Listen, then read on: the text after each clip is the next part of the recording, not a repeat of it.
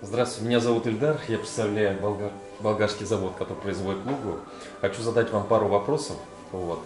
Как вас зовут? Меня зовут Мария. Мария, очень приятно. Что вас беспокоило? Меня мучил изнуряющий кашель и бесконечные бронхиты. И так получилось, что я вот приехала в прошлом году сюда, вот, была на приеме у главного врача, рассказала свои проблемы, он мне прописал ингаляцию с лугой. Отлично. Я очень-очень довольна. Я на целый год избавилась от этого кашля. Ну, прекрасно. Вот. А в этом году решил повторить. Вот. И уже не 5 процедур, а 8.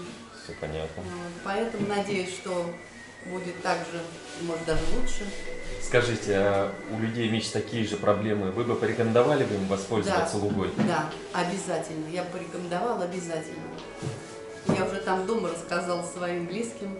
Вот, возможно, приедет кто-то на следующий год. Да. А если здоровье позволит, то приедем и на следующий Теперь мы хотим год. позволить, чтобы люди, которые не могут приехать в отпуск, в санаторий или куда-то, могли воспользоваться это в домашних условиях. Либо сделать у кого, допустим, такие же болезни, как у вас, либо болезни там другие, связанные с суставами, кожные заболевания.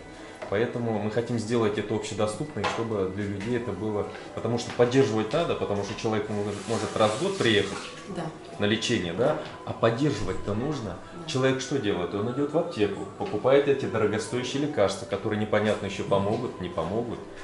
Ну так и делали, покупали дорогостоящие препараты, таблетки, глотали, толку никакого, временное облегчение, потом все снова возвращается.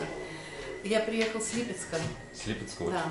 Вот, поэтому, если бы это дело, вот так широкий спектр применения по регионам, это было бы очень хорошо. Ну, мы над этим работаем. Может быть, бы и не стоило действительно вот приезжать, но вот как получилось, приехать. Зато совместили Я отдых. только из-за этого и ехала, да. Честное слово говорю.